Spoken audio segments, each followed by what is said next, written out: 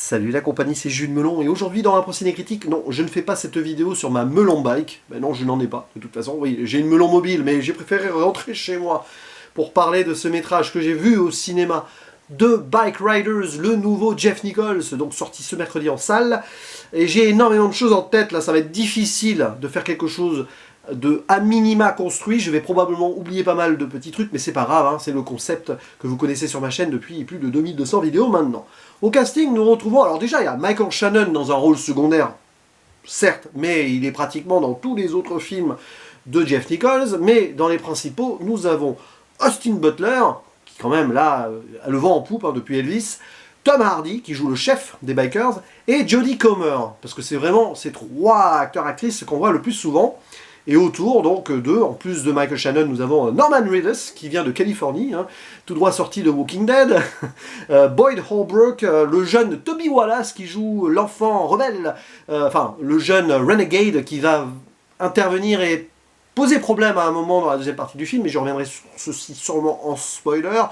Mais on va pas oublier la performance et la présence, bien sûr, de Mike Faist, qu'on a vu récemment dans Challengers, et qui joue, Danny. Alors, Danny, c'est un vrai personnage qui a existé, parce que c'est une adaptation, alors c'est marrant parce que la page Wikipédia que j'ai sous les yeux ne le mentionne même pas, c'est pas bien. C'est en gros basé sur des faits réels qui ont été relatés dans un livre de photographie, il faut que j'aille sur la page Wikipédia anglophone pour voir cela, écrite de Bike Riders, hein, dans les années 60-70, par Danny Lyon. Alors, Danny Lyon, qui est un activiste aussi, hein, et que l'on voit parler là, qui fait des interviews avec notamment le personnage de Jodie Comer, afin de nous raconter par rapport à ce qu'il a reçu comme information, ce qui s'est passé grosso modo entre 1965 et 1973, voilà, en forme de flashback par rapport à ces entretiens, ce qui s'est passé dans un groupe de motards, les Vandals de Chicago, dans le Midwest, qui a été créé, donc probablement fin 50, début années 60, par un certain Johnny, qui est pourtant père de famille, époux, tout ça, mais qui un jour à la télé voit The Wild One, ou l'équipé sauvage avec Marlon Brando, dont le personnage s'appelle Johnny en plus dans le film, et se dit, tiens, je vais devenir ce personnage et fonder mon propre groupe, parce qu'il a envie de se sortir un petit peu de cette société américaine. Tout simplement, être avec des potes, rouler sur les routes, tranquille, boire un petit peu et faire des petits moments de course et de barbecue à l'extérieur, où ils finissent tous avec quelques degrés d'alcool dans le sang. Bon, jusque-là, tout va bien. Mais il va vraiment créer une famille, un vrai groupe uni autour de lui, et voir en la personne du jeune Benny, qui est joué par Austin Butler, son potentiel successeur. Et lui, il va rencontrer Cathy, donc celle qui a interrogé au début, et les deux vont avoir un coup de foudre absolu, tant et si bien qu'à un moment, il y a peut-être un choix à faire entre vivre une vie de couple, rangée peut-être en tout cas, parce que Cathy à la base c'est pas une bike rider du tout, ou continuer à faire des trucs avec des potes et tout, et surtout que ça va pas juste être une famille, ça va devenir un gang qui va avoir de plus en plus de personnes de plusieurs horizons aussi, y compris politiques, je reviendrai sur ce point, et qu'à un moment il y a des actes qui ne sont plus maîtrisés. Parce qu'il ne peut plus tout faire, Johnny, il ne peut pas surveiller tout le monde. Et puis, il est à la dure aussi. Dès qu'il y a un défi à lancer, on se combat à la lame ou au poing. On voit que ce sont des durs, quoi. Hein, ce sont des rebelles. Mais à certains instants, il y a des dangers. Et il va y avoir plusieurs tragédies qui vont émailler le groupe, qui vont nous être relatées comme cela, petit à petit, dans le film. Donc, avec une bascule, à un moment. Parce que, grosso modo, il y a deux époques avec une scission entre les deux. 1965-1969.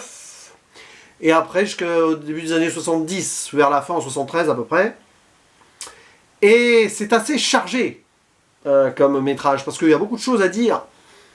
Et mon avis n'est pas évident, déjà, parce que là, je suis rentré, j'ai eu besoin de me poser. J'ai discuté en privé avec notamment le cinéma d'Hugo, s'il passe par là, parce qu'il a vu le film en même temps que moi, hein, mais chacun de notre côté. Et on a ressenti la même chose. On a un souci avec le fond global du film. Il y a un entre-deux. Alors, personnellement, en tant que œuvre de cinéma, techniquement, narrativement, performance acteur et tout, moment esthétique, choix de mise en scène et tout, j'ai passé un très bon moment. Pourtant, je suis très fatigué, un petit peu malade là, au moment où je fais cette vidéo. mais je me suis pas endormi devant le film, j'étais là à fond, et j'attendais certaines choses. Parfois, j'attendais que ça éclate un peu. Il y a des scènes qui le font, ça. Mais grosso modo, j'ai l'impression que Jeff Nichols est resté dans une forme d'entre-deux, sans prendre parti. Alors, ça, on comprend pourquoi. Il a voulu respecter l'œuvre de base et le témoignage de base et une époque qu'il n'a pas vécue. Donc, il se transpose là. Il avait déjà fait un film d'époque qui s'appelle Loving, le seul que j'ai pas vu lui d'ailleurs, et qui paraît-il respectait beaucoup et qui était qualifié de sage, un peu. Ben là, c'est le cas. Pour moi, à certains instants, même s'il y a des fulgurances, dans, on va dire, des scènes dures, je trouve que, grosso modo, sur le plan regard sur l'Amérique, on reste, mais c'est volontaire, et c'est normal, vu le sujet aussi traité, c'est ça qui est intéressant. Il y a forcément le fessier entre deux chaises, là. C'est qu'on reste sur une forme d'Amérique à côté, et donc tout ce qu'il y a autour, même s'il y a des choses autour de la guerre du Vietnam, je reviendrai sur ce point, tout ce qui pourrait avoir, on va dire, une incidence, ça ne nous est que compté par quelques trucs. Il y a des scènes qui apparaissent là et qui dénotent par rapport au reste du film, qui est forcément centré sur ce gang, sur cette équipe d'amis, de famille, qui fonctionne presque comme d'ailleurs une organisation de gangsters, mais à la cool, où des choses vont les dépasser. Et ça me pose un léger problème. Il n'est pas obligé de prendre parti.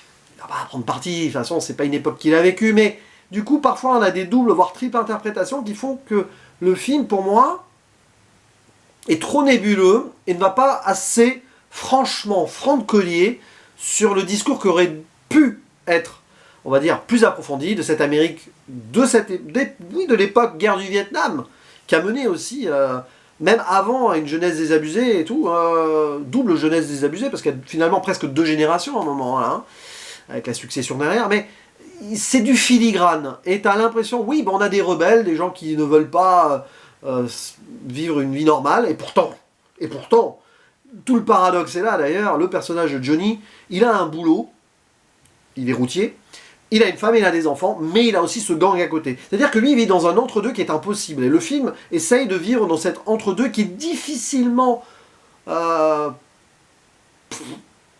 qui est possible. Il l'est, clairement, mais qui me pose un petit peu problème sur vraiment la force et l'impact global de la chose. Parce que, je vais poser ça là maintenant. Jeff Nichols est un réalisateur américain. Il respecte énormément le matériau de base, mais il respecte aussi l'histoire de son pays. C'est dans l'ADN américain, c'est normal. C'est pas un réalisateur rebelle, Jeff Nichols. Vous voyez ses films d'avant. Certes, il a un regard pertinent et cinématographique sur ce qui l'entoure et tout. Regardez Take Shelter, par exemple. Même Midnight Special, il va plus loin, mais ça, il enrobe de fantastique un petit peu l'ensemble pour édulcorer aussi. Et forcément, il ne peut pas aller trop loin. Je me faisais cette remarque, pour ce genre de choses, souvent il faut un réalisateur étranger qui va pousser l'Amérique dans ses retranchements, sur ce regard. Vous prenez Zabriskie Point, à chaque fois je mets un apostrophe S, de Antonioni que j'ai découvert il y a quelques mois, qui est un des grands films que j'ai découvert d'ailleurs ces derniers temps, hors nouveauté bien sûr. Vous prenez Rose Glass récemment qui a fait Love Lies Bleeding, ou Oliva Franco peut-être même un peu trop. Et d'autres exemples qu'on pourrait citer, Wim Wenders avec Paris, Texas, où on sent que il creuse là où un Américain va avoir du mal. Il peut le faire, hein. Dans l'indépendance, on l'a. On a Sean Baker, on a Kelly Reichardt et tout. Mais voilà, dans le cinéma indépendant, là non. Et du coup, ça reste, c'est aussi à cause de la production sûrement. Mais il peut pas aller assez loin. Et après, on a un film qui est très classique, mais qui fonctionne super bien. Tout est écrit aux petits oignons et tu vois où ça va nous mener. Il y a des moments de symbolique qui sont clairement là, avec les feux rouges par exemple, que le personnage de Benny, donc Austin Butler, traverse à fond. Lui s'en fiche, il va de l'avant et il brûle les conventions, tandis que le personnage de Johnny, Tom Hardy, il est fixe, il s'arrête. Lui, il a sa vie rangée, et à un moment on le voit face à un feu rouge, il est arrêté, il y a toute une symbolique derrière qui va forcément mener ce personnage à son destin. De toute façon, il veut tout lâcher. Il ne se reconnaît plus, même dans ce club qu'il a créé. Il veut passer ça au plus jeune, mais le plus jeune, lui, c'est un électron libre. Il y a un autre plus jeune qui débarque derrière, qui est encore plus un électron libre. Il y a plein de trucs là-dessus. Le discours sur la jeunesse peut être ambigu aussi. Mais je vais revenir en zone spoiler. Donc, ouais, là-dessus, c'est super bien fait. L'histoire que, voilà, il pleure jamais, mais à un moment, il va y avoir un personnage qui va pleurer au moment où il faut. Et il y a cette fin aussi qui est particulière, ça aussi la zone spoiler va être chargée. Mais sinon, sur le reste, c'est très bien. C'est-à-dire que Jeff Nichols, il maîtrise son cinéma, il maîtrise les moments de silence là où il doit y en avoir, et des moments de musique aussi où il y en a. Alors, composition de son compositeur attitré ou des rajouts de l'époque, des moments au bar, des moments de baston, des moments de discussion autour du feu, tout y passe. L'ambiguïté politique du groupe qui est sur le papier apolitique, ce sont que des rebelles, des rejetés de la société, donc vous pouvez avoir là-dedans des gars plus ou moins gauchistes ou plus extrême droite, hein, le personnage de Michael Shannon par exemple, quoique finalement il n'y en a pas vraiment des vrais gauchistes, parce que je dis ça, il y a le terme qui est lâché quand même, hein, des gauchos, c'est ça qui est lâché. Parce que oui, il y en a qui sont quand même un petit peu référencés à vraiment une très extrême droite quand même. On va pas en dire plus, on va laisser ça mijoter, mais le film de toute façon il nous laisse là-dessus. On essaye même, par moments, sur certaines discussions, par la mise en scène, de tenter une sympathie envers le personnage de Michael Shannon, mais bon, ouais, c'est les rejetés de l'Amérique. Lui, il voulait à tout prix s'intégrer, même aller au Vietnam, mais on n'a pas voulu. Wow. Bon, il y a plein de petits trucs là-dessus, vous voyez, hein. On navigue, c'est juste pour montrer que c'était un groupe de gens qui étaient à part de l'Amérique, peu importe, qui se retrouvaient à former leur propre société entre eux et leur famille. Ok, bon. Et puis il y a le personnage, donc, de Cathy, qui veut garder son béni, et qui veut pas que Johnny ait son béni, parce que c'est ça l'idée, soit il sera successeur, soit il sera l'époux, quoi. C'est un peu compliqué. Bon, et allez, on va aller dans la zone spoiler, c'est pas grave, parce que il y a quand même tout ce qui va se passer dans la dramaturgie, il y a des scènes très fortes. C'est-à-dire que finalement, on ménage la chèvre et le chou par moments, c'est pas très violent, c'est pas très... Mais si, il y a des scènes qui sont, boum, comme ça, qui te fracassent la figure. Notamment la mort du personnage de Brucey, joué par Damon Harriman. On en parle en off, tiens, et depuis qu'il est mort, ah ok, bon, pourquoi pas, et puis on en parle, et puis on voit une scène où il meurt, et puis hein, il s'écrase la tête sur la pare-brise, c'est quand même, voilà. La scène de l'enterrement derrière est terrible, elle veut tout dire, là, voilà, il y a quelques fulgurances, là ça en est une, quoique ça reste quand même en surface, mais bon, on comprend. La scène où les bikers font le cortège, là, la haie d'honneur pour le personnage de Brucey, les parents débarquent et les renient, quoi, c'est à cause d'eux, finalement. L'Amérique les a rejetés, ces gens-là, mais en plus, ils ont créé du mal indirectement. Parce que quand tu vis dans cette société-là, tu vas faire des bêtises et tu peux en mourir. Donc c'est vraiment, voilà, il y a un blocage là, qui est assez terrible. Il y a des scènes comme ça qui sont très fortes, mais c'est très vite élagué derrière. Après, il y a d'autres faits problématiques. Le personnage bon, de Benny qui va à un moment risquer l'amputation, c'est vraiment le drame pour lui. Mais il va quand même s'en remettre, parce qu'il va s'en remettre, sinon, bon, c'est probablement dans le film, dans la réalité aussi. L'idée qu'il prend des risques, et on le voit dès le début, il ose aller dans les endroits où il ne doit pas aller avec ses couleurs, avec son blouson, quoi. Et puis l'idée aussi de l'appartenance à cette famille, à ce gang, c'est vraiment là, pour le coup, une forme de gangstérisme. Et là, on en revient à Scorsese, hein. Pour moi, c'est très les affranchis dans le rapport au flashback, dans le rapport à la présentation des personnages au début.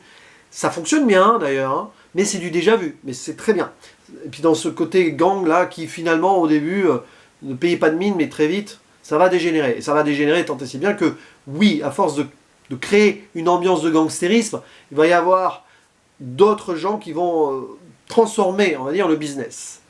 Et c'est là qu'intervient le personnage du Kid, c'est comme ça qu'il est crédité là sur la page Wikipédia, qui est très incomplète du coup, bien. Le Renegade là, alors ça c'est un personnage intéressant. Mais, bon, le fait est qu'il apparaît la première fois en voyant ces motards et il a le coup de foudre, quoi. Il veut devenir comme eux. Parce qu'il va pas bien, il vit dans un quartier très pauvre. Plus tard, on le voit avec ses parents, c'est affreux. Le père alcoolique qui maltraite sa mère, mais la mère, c'est une horreur, quoi. Alors voilà qui est intéressant. Voilà où on arrive à essayer de triturer l'Amérique sur le moment. On voit des gens qui ont été lâchés là par l'Amérique. Mais aucun commentaire dessus, hein. On part, et puis après, il va vouloir rejoindre les Vandals. Il pourra pas parce qu'il serait prêt à lâcher ses potes, c'est pas ce que Johnny veut. C'est un jeune qui a les dents longues, quoi. Et après, il va y avoir un défi. Et au lieu de se battre à l'arme blanche, il va tuer Johnny. D'une balle dans le front. Stoppé net par un rond rouge dans le front. Johnny. Bah oui, il est stoppé par les feux rouges depuis le début. Dans les symboliques, c'est clair, hein. Mais lui qui était bloqué dans ce regard vers le passé, il ne pouvait pas avancer, Johnny, donc il allait mourir. Il tombe comme une masse, il se prend un mur en fait. Un petit peu comme son pote Brucey, il va mourir subitement comme ça. C'est terrible. Mais entre-temps, ben, Benny s'est barré. C'est-à-dire qu'à Benny, il a fait un non-choix à un moment. Il n'a pas voulu devenir le chef, être le successeur. Il n'est pas resté avec son épouse. Parce qu'on nous rappelle que c'est un personnage électron libre. Mais alors lui aussi, hein, électron libre, comme ça, mais ça reste mystérieux. Personnage qui ne pleure jamais. Et la seule fois où il pleurera dans le film, c'est quand il apprendra, enfin, il viendra faire le deuil de Johnny. Ça, c'est touchant. Ça, c'est fort. Une des dernières scènes du film. Et donc, on voit que Johnny a finalement accepté de vivre avec sa femme. Scène finale assez déroutante. Multiples interprétations possibles, vous ferez la vôtre si vous voulez. C'est que, ben voilà, dernier entretien. Cathy, elle est contente, elle a récupéré son Benny avec elle. Et maintenant, elle dit, nous sommes heureux. Et on voit, Benny, il travaille comme mécanicien. Et il entend une moto dans la rue, il est content, il sourit. Mais t'as l'impression qu'il est heureux, toi? Je suis pas sûr. Il est juste heureux d'entendre quelque chose, un écho du passé. Il va devenir Johnny Bis, en fait, peut-être. Mais il va jamais... Peut-être que si. Peut-être qu'il recréera, ben, dans la réalité, j'en sais rien, un gang à lui derrière. C'est peut-être ça, l'image. Mais bon, la fin en mode sourire et tout, sans spoiler ce film-là, un autre Scorsese, ben, bizarrement, ça m'a fait penser à Shutter Island. Est-il vraiment heureux? Acceptation ou lobotomisé par la situation? Bonne question. Voilà, il y a plein de trucs qui sont intéressants hein, dans le film, sinon, mais je vais pas revenir. Il y a le personnage aussi, là, de Cockroach, là, le cafard, qui à un moment veut quitter les Vandals.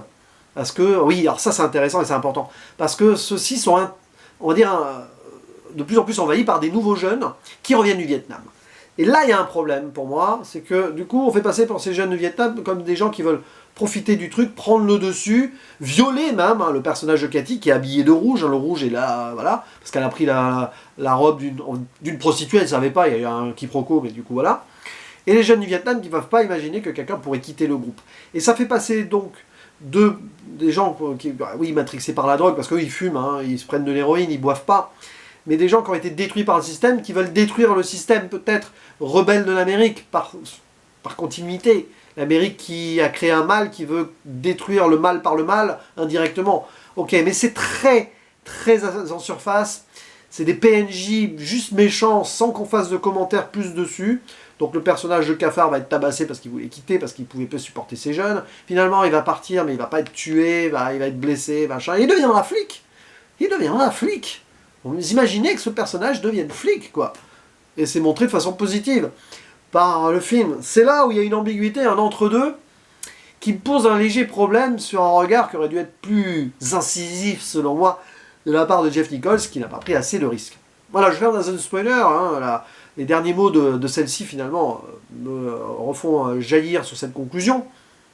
Jeff Nichols n'a pas voulu trop en faire, il a voulu donc être très axé sur ce qui avait été, donc, parce qu'il a vu hein, les photographies, les enregistrements.